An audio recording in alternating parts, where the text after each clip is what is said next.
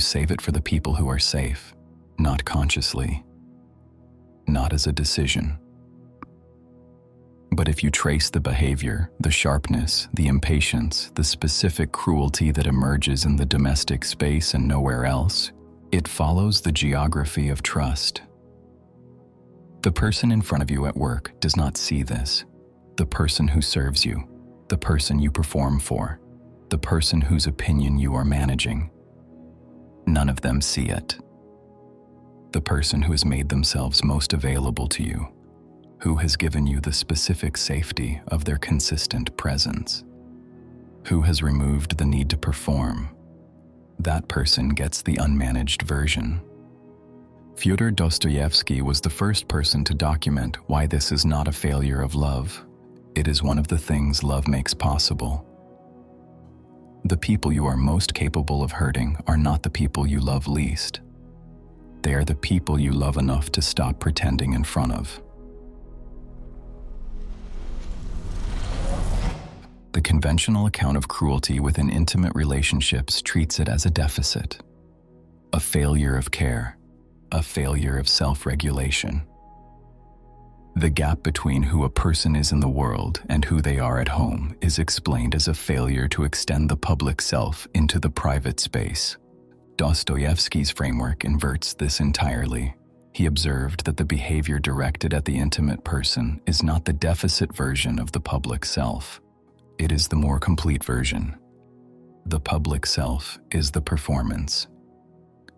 The patient, managed, considerate, socially functional version of the person, maintained at cost, across a continuous expenditure of self-regulation, is the constructed version. The private self is what remains when the construction is no longer required. When the person who has earned the most trust has also, precisely because of that trust, removed the conditions that produce the management. Dostoevsky identified the specific mechanism. The intimate person functions as a release valve. Everything that has been suppressed in the managed performance of the social self. The impatience, the frustration, the need, the anger that cannot be expressed in any other context, finds its channel in the space where expression is safe. And safety in this framework does not mean the person will not be hurt. It means they will not leave. It means the relationship can absorb the expression. It means the consequences of the uninhibited version are survivable. I can say this here. I cannot say this anywhere else. The relationship is strong enough. They understand. They know this is not really how I feel. Dostoevsky's observation is that the relationship is not absorbing the expression.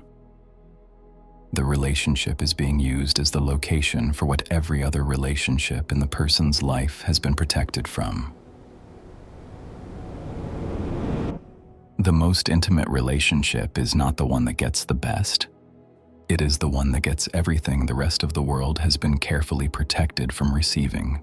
The most documented case study of this mechanism in Dostoevsky's fiction is Prince Mishkin, the protagonist of The Idiot. A man of total goodness, genuine, structural, incapable of malice, whose presence in the lives of the people who love him produces comprehensive destruction.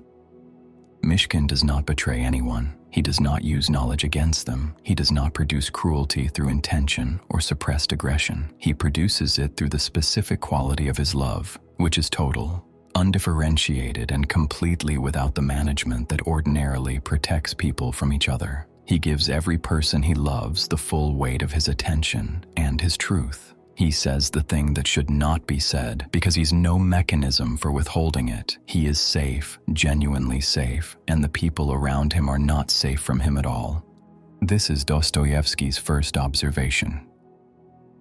The absence of management in an intimate relationship is not automatically a form of honesty. It is a transfer of cost. What is not managed by the person is managed by the relationship. What is expressed without inhibition is received with the full force of its unprocessed weight. The second pattern is the one most people will recognize without immediately placing themselves in it. Research on emotional labor in close relationships consistently finds an asymmetry. The person who performs most consistently in their professional and social life, who is described by colleagues and acquaintances as patient, measured, reliable, as produces the highest concentration of expressed negative affect at home, not because they are dishonest in public, because the public performance is genuine and the cost of it is real, and the cost requires a discharge, and the discharge goes to the person who is safe enough to receive it. I've been managing myself all day. I'm exhausted. I'm at home. I don't have to manage this here. The intimate person does not experience this as the natural expression of trust. They experience it as the unmanaged version of someone who manages themselves perfectly for everyone else. The third pattern is the one with no distance left.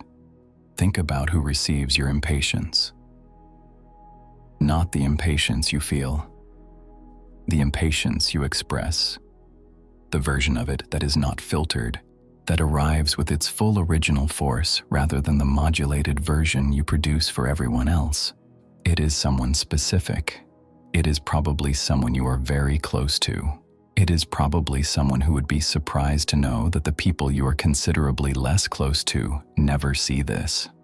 Dostoevsky's framework asks, is that person the safest in your life because they receive the most honesty? Or are they the safest because they have made themselves available to receive what everyone else has been protected from? The distinction matters.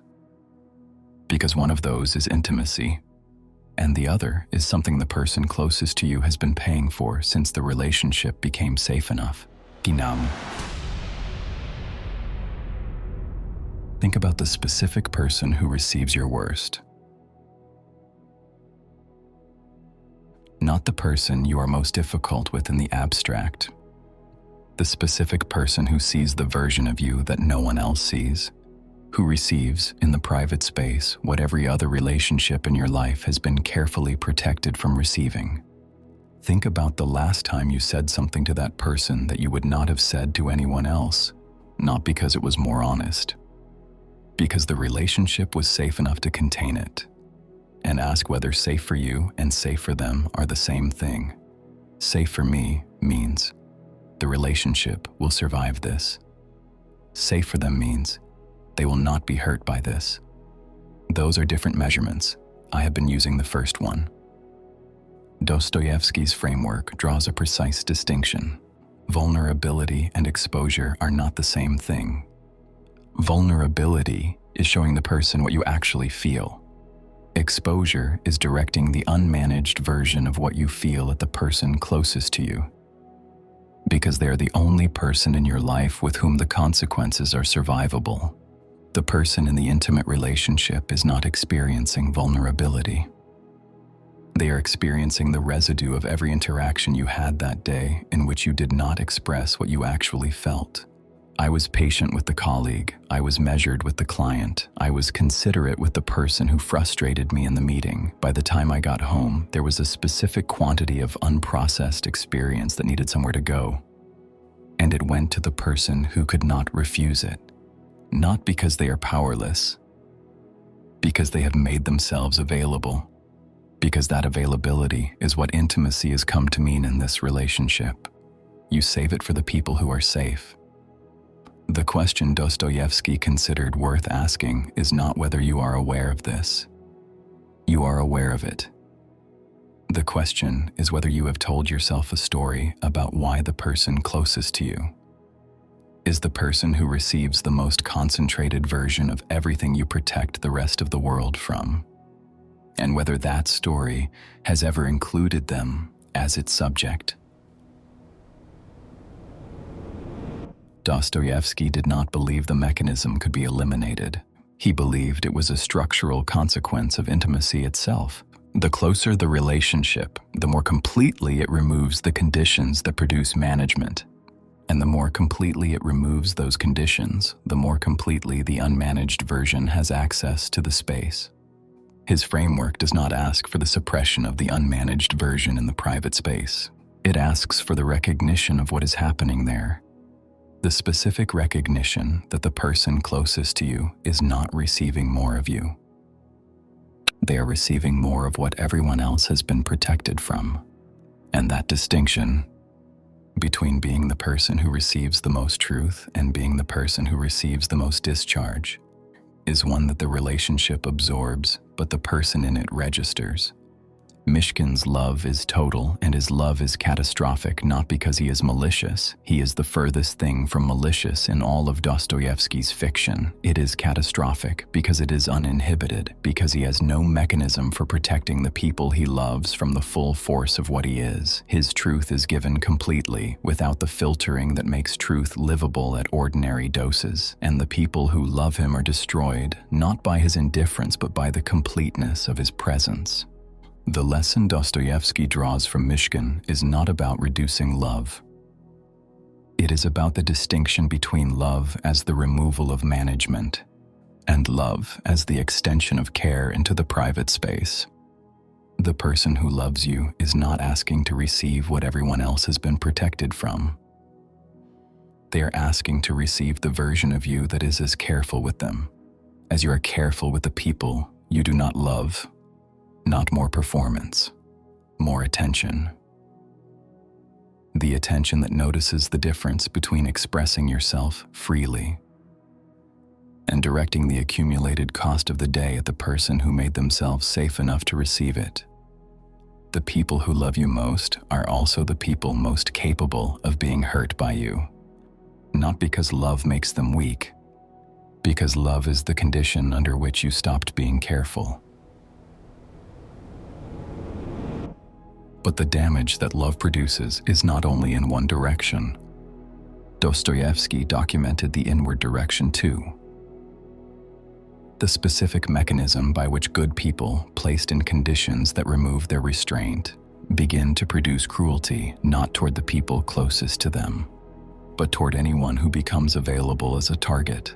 Schopenhauer named the philosophy beneath it the specific way that human cruelty is not an aberration from human nature, but one of its most consistent expressions. Why good people become cruel? That is next.